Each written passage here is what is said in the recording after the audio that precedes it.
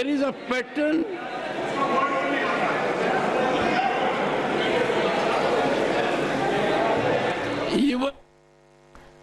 Voting लगातार जारी है। हमारे संवाददाता हमारे साथ बने हुए हैं। विकास जी, मैं आपका रुख करना चाहूंगी। लगातार इसको लेकर विरोधाभास भी, जिसका जिक्र भी आप कर रहे थे कि मेरिट पर बात नहीं हुई है, लेकिन जो आंकड़े सामने आए, जिन सुझावों का जब जवाब देते हुए अंत में अल्पसंख्यक मामलों के मंत्री किरेन रिजिजू जब बोल रहे थे, तब उन्होंने कहा था कि बहुत से जो सुझाव हैं वो सुझाव हमने लिए, बहुत को हम बहुत ज्यादा डिटेल में नहीं ले पाए हैं।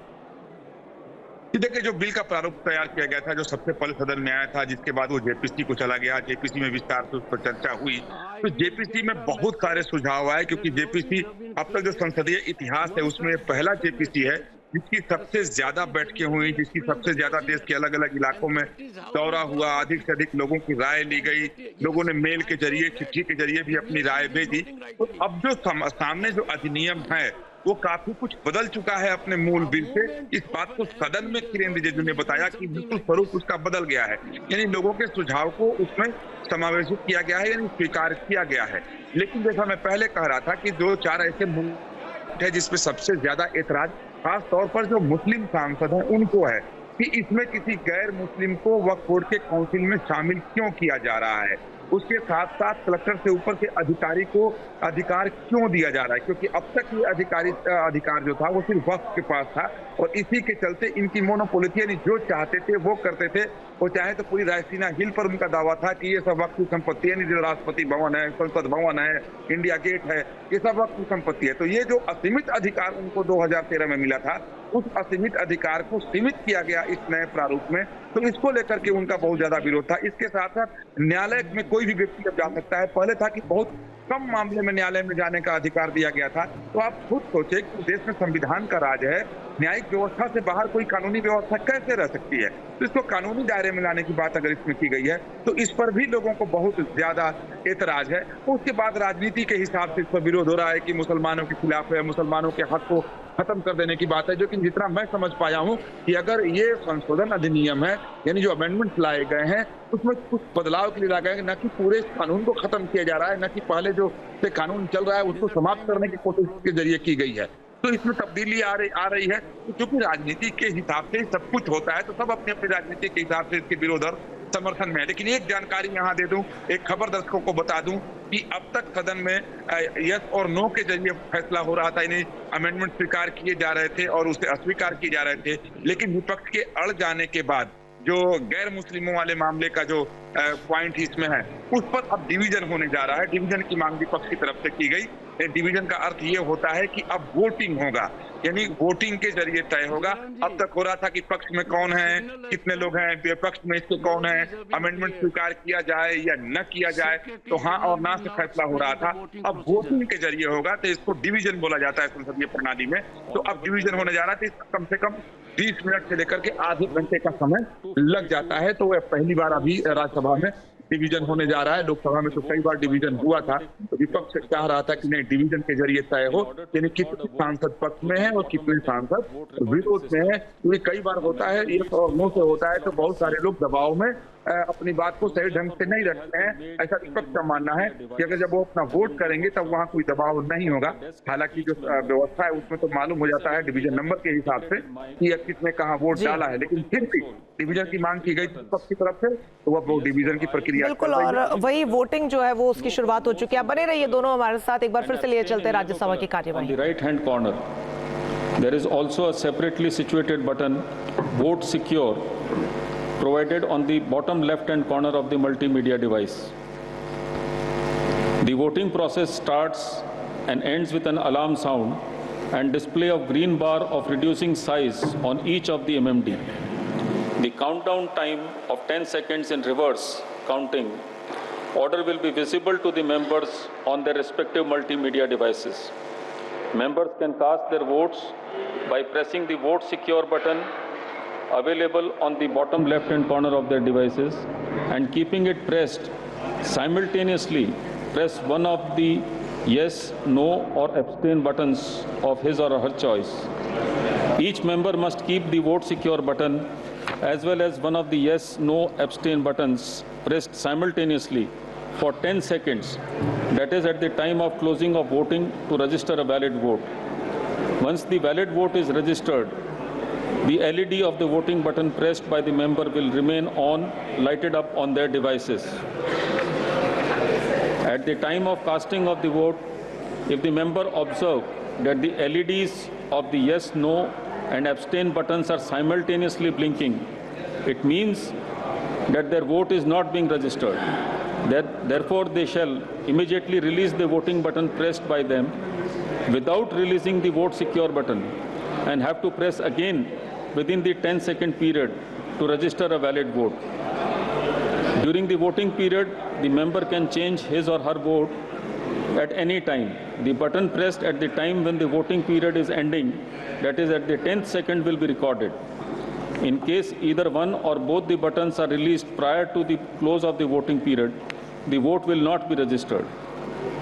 If a member finds that he or she has voted by mistake by pressing the wrong button, he or she can be allowed to correct the mistake through a correction slip devised for the purpose, provided he or she brings it to the notice of the chairman before the result of the division is announced. The correction slips will be distributed to the honorable members who desire to correct their recorded vote by the officials of the Secretariat. Honorable members, I shall now again put the amendment moved by Shri Tiruchi Shiva to vote. Those in favor will please say aye. Aye. Those against will please say no. No. I think the noes have it, the noes have it, the noes have it. The amendment is negative. You seek division? Division, sir. Division.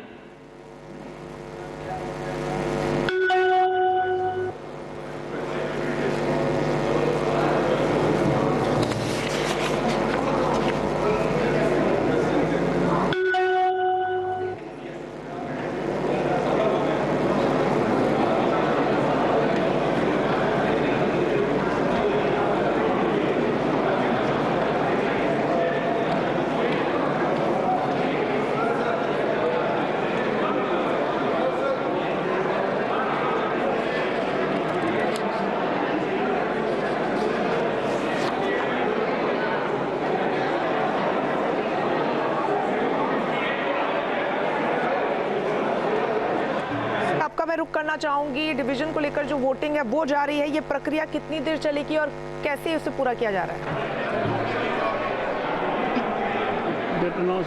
देखिए, bill pass होने तक bill pass करने की प्रक्रिया चलती रहती है, क्योंकि विपक्ष को की अहम भूमिका होती है जब कोई बिल पास होता है। तो आप देखें, अभी डिवीजन हुआ है और वो अभी डिस्प्ले हुआ है, जो डिजिटल ढंग से डिवीजन होता है, लेकिन इसमें शायद कोई तकनीकी समस्या आई है, क्योंकि जितने सदस्य सदन के अंदर मौजूद हैं उतनी संख्या दिखाई नहीं इसमें दे रही है कि कितने समर्थन में है, कितने विरोध में है।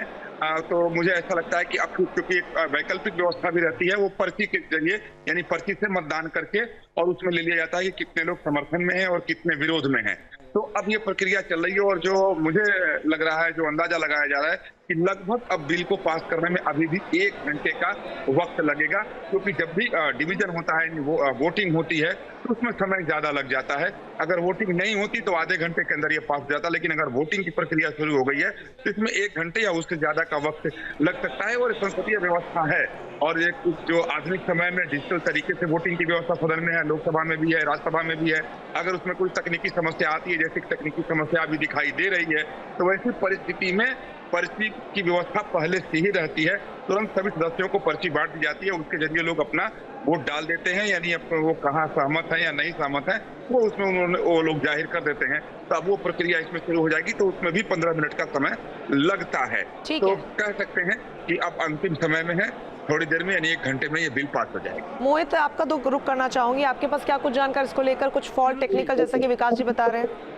बिल्कुल, देखिए, वोटिंग प्रक्रिया की शुरुआत हो चुकी है और इलेक्ट्रॉनिक माध्यम से वोटिंग की प्रक्रिया शुरू हुई थी, लेकिन कुछ खामी इस वक्त जो हमें खबर मिल रही है सूत्रों के हवाले से, वो कहीं ना कहीं खामी दिखाई दी है। तो जो वैकल्पिक व्यवस्था की बात लोकसभा में भी आपने देखी थी कि वहाँ पर भी इलेक्ट्रॉनिक माध्यम से जब मतदान हुआ था तो कुछ खामी दिखाई दी थी और उसके बाद पर्चियों के माध्यम से जो है मतदान करवाया गया था। तो एक बार फिर से जो है राज्यसभा के भीतर भी वैकल्पिक व्यवस्था के तहत पर्चियों के माध्यम से मतदान कराया जाएगा और उससे पता चलेगा कि किसको कितने जो है मत मिले हैं, सत्ता पक्ष में कितने सांसद मौजूद हैं और विपक्ष में कितने सांसद मौजूद है। देखिए कुल मिला के जिस तरीके से जो है अभी डिवीजन की बात की गई है, संशोधनों की बात की गई है, तमाम जो संशोधन रखे गए थे कांग्रेस की ओर से या टीएमसी की ओर से या समाजवादी पार्टी की ओर से, वो संशोधन ज्यादा जो है वो गिर गए। सत्ता पक्ष ने जिस तरीके से जो अपनी बातें रखी, जिस तरीके से बातें अपनी बताई, और देखिए गौर करने वाली बात यही है कि लोकसभा में जिस तरीके से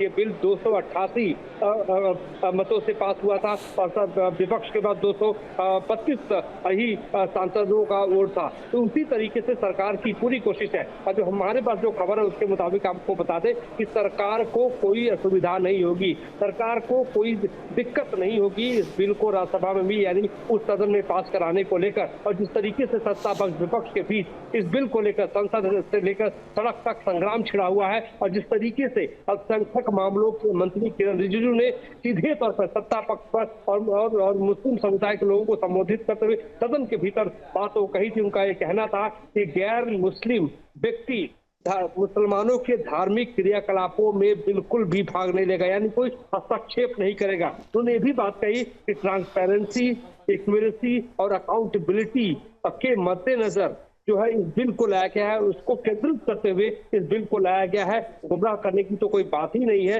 महिलाओं की भागीदारी को बढ़ाया जाएगा, गरीब मुसलमानों को जो है और मजबूत करने की कोशिश की गई है। और आपको ये भी बताते चले जो बहुत जरूरी जानना है कि देश में 3 संस्थानों के पास सबसे ज्यादा संपत्ति है। सेना के पास करीब 33 लाख एकड़ जमीन है, उसके बाद रेलवे के पास 17 लाख एकड़ जमीन है, उसके बाद 9,40,000 एकड़ की जो संपत्तियां हैं वो जो है जो जायदाद है, जो जमीन है वो वक्फ बोर्ड के पास है। लिहाजा इस बिल को लाकर नियमित करने की कोशिश सरकार कर रही है, सरकार का दावा है। लेकिन वही दूसरी ओर विपक्ष जो है कहना है कि सरकार इस वक्फ बोर्ड की संपत्तियों पर कब्जा करना चाहती है, ये मुसलमानों के साथ अन्याय है, विपक्ष का यह भी कहना है। और दूसरी ओर देखिए सबसे बड़ी बात आपको बता दूं कि आधी रात को सोनिया गांधी राज्यसभा के भीतर अभी पहुंची हैं मतदान में हिस्सा लेने के लिए। जब कांग्रेस पार्लियामेंट्री पार्टी की बैठक सुबह हुई थी उसमें सोनिया गांधी ने आड़े हाथों केंद्र सरकार को लिया। उन्होंने कहा कि इस बिल का मकसद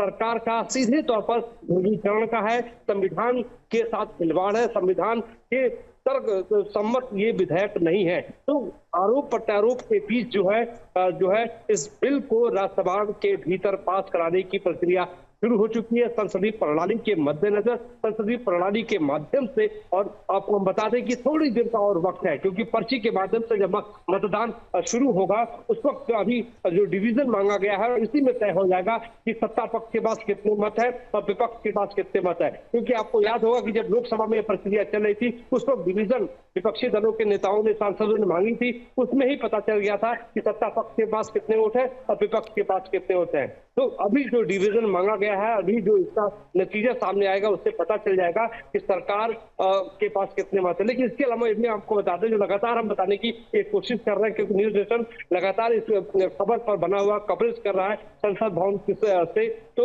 हमारे पास जो खबर है उसके मुताबिक अमित शाह ने सदन के भीतर मोर्चा संभाला है और अमित शाह ने तमाम उनकी जो सहयोगी दल है उनसे तो बातचीत की है, लेकिन जो एनडीए गठबंधन में नहीं है उन सहयोगी दलों से भी बातचीत की गई है, चाहे बीजेडी की बात हो या दूसरे दलों की बात हो। और देखिए जिस तरीके से बीजेडी ने कहा कि अपने अंतरात्मा को सुनकर जो बीजेडी के संबित पात्रा ने कहा कि उनके सांसद मत करें, तो कुल मिला के देखिए एक मैसेज होता है और मैसेज जिसके पक्ष में जाता है तो देखने वाली बात होगी। लेकिन हाँ, कमर सत्ता पक्ष ने भी कसी हुई है और विपक्ष ने भी कसी हुई है। और आपको बता दें कई ऐसे मुद्दे होते हैं जिसमें टीएमसी साथ कांग्रेस पार्टी यानी इंडिया गठबंधन के साथ नहीं दिखाई देती है, लेकिन कंधे से कंधा मिलाकर टीएमसी वक्फ संशोधित विधेयक को लेकर लोकसभा के भीतर कांग्रेस के साथ दिखाई थी और राज्यसभा के भीतर भी वो दिखाई दे रही है। तो सोनिया गांधी को जो है मल्लिकार्जुन खड़गे, सोनिया गांधी, नासिर हुसैन, जयराम रमेश, तमाम बड़े नेताओं के अंदर उपस्थिति है और लगातार वो अंदर डिवीजन और संशोधनों की बात करते हुए नजर आ रहे हैं।